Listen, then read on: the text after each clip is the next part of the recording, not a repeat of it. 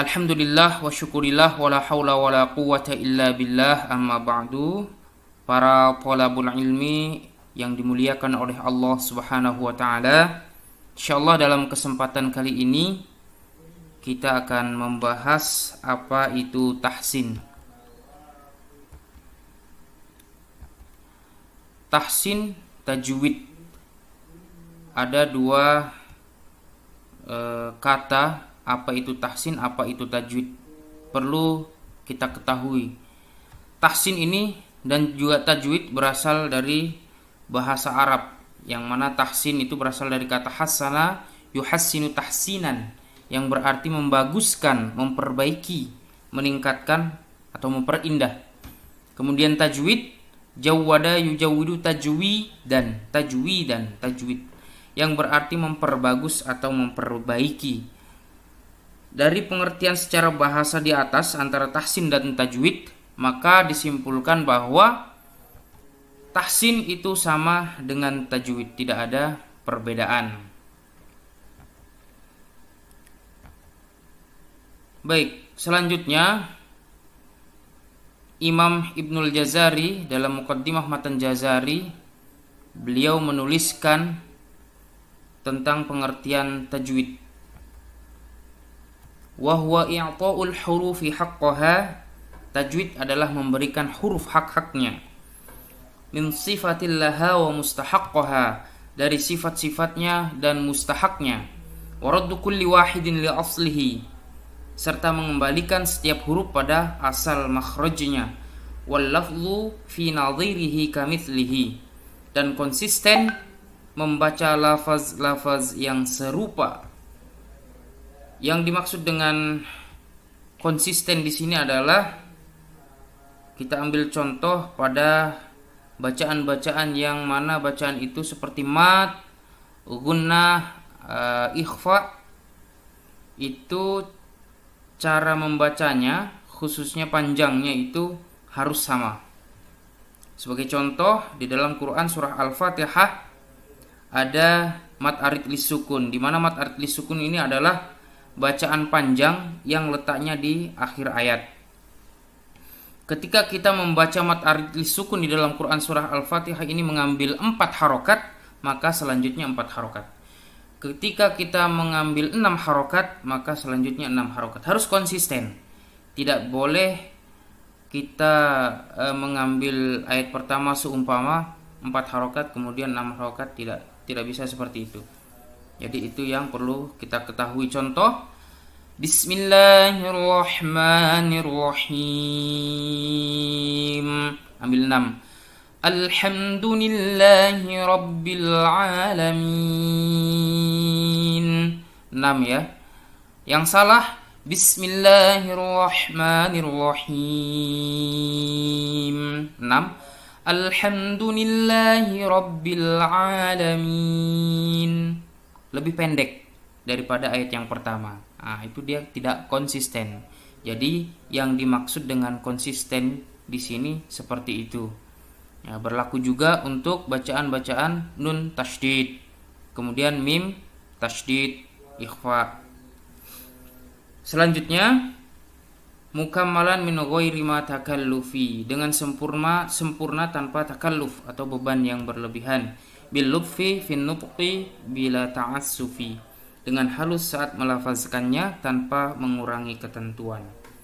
Itu pengertian yang telah ditulis oleh Imam Ibnul Jazari, ya, bapaknya tajwid. Beliau mendefinisikan tajwid ini secara rinci sekali, banyak sekali. Taib, dari beberapa pengertian baik secara bahasa maupun kita menukil dari pendapatnya Imam Ibnul Jazari, dapat disimpulkan bahwa tahsin atau tajwid adalah ilmu yang mempelajari tentang tata cara membaca Al-Quran yang baik dan benar. Selanjutnya,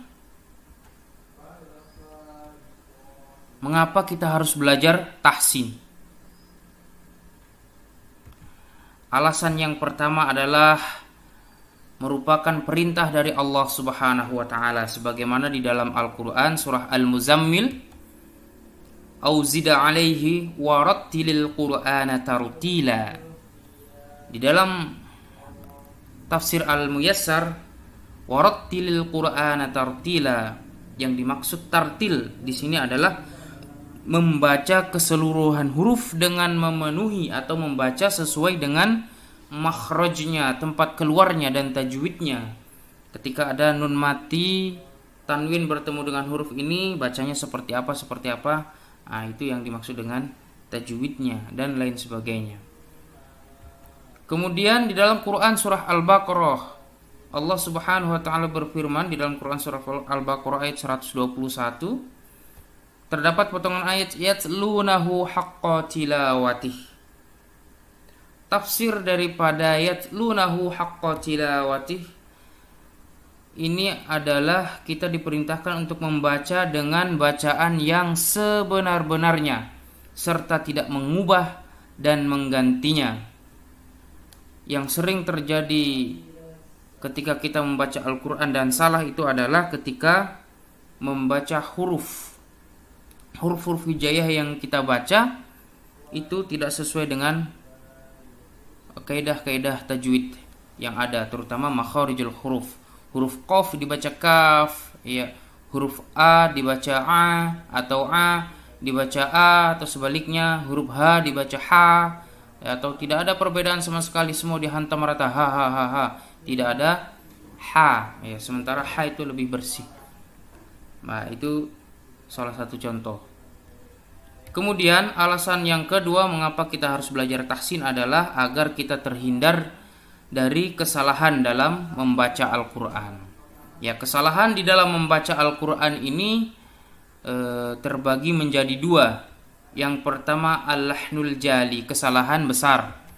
Kemudian yang kedua al-lahnul kafi, kesalahan kecil. Al-lahnul jali ini adalah kesalahan yang besar,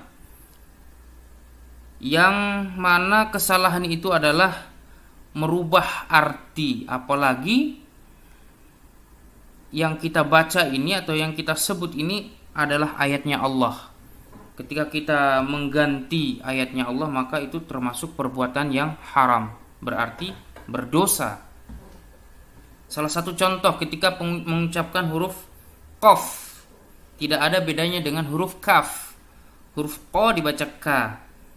Pada kata qalbun memiliki arti hati, ketika huruf qaf ini dibaca menjadi kaf, kalbun yang memiliki arti anjing. Antara qalbun dan kalbun itu artinya sangat jauh sekali berbeda, dan ini sangat berbahaya sekali ketika kita salah dalam mengucapkan huruf hijaiyah ini, apalagi kita membaca ayat.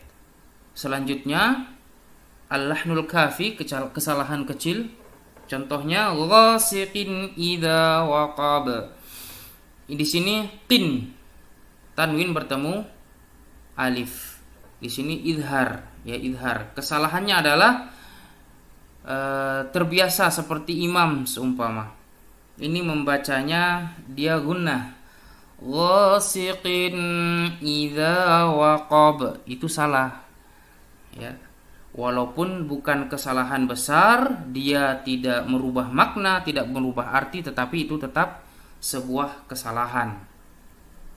Mempelajari tahsin itu termasuk sesuatu hal yang penting atau wajib bagi kita sebagai orang Islam. Para ulama telah sepakat bahwasanya mempelajari tajwid itu hukumnya adalah fardu kifayah. Fardu kifayah ini sama seperti ketika kita mensolatkan mayit. Ketika ada sudah yang mensolatkan mayit, maka gugurlah yang namanya kewajiban atas kita untuk mensolatkan mayit karena sudah ada. Tetapi dalam mengamalkan ilmu tajwid, dalam membaca Al-Quran, mengamalkan ilmu tajwid dalam membaca Al-Quran itu hukumnya fardu ain. Kita sebagai orang Islam itu tidak lepas dari yang namanya Al-Quran. Membaca Al-Quran itu sudah menjadi sesuatu hal yang pasti. kita ketika sholat itu tidak lepas dari yang namanya Al-Quran. Quran surah Al-Fatihah itu selalu kita baca di dalam sholat.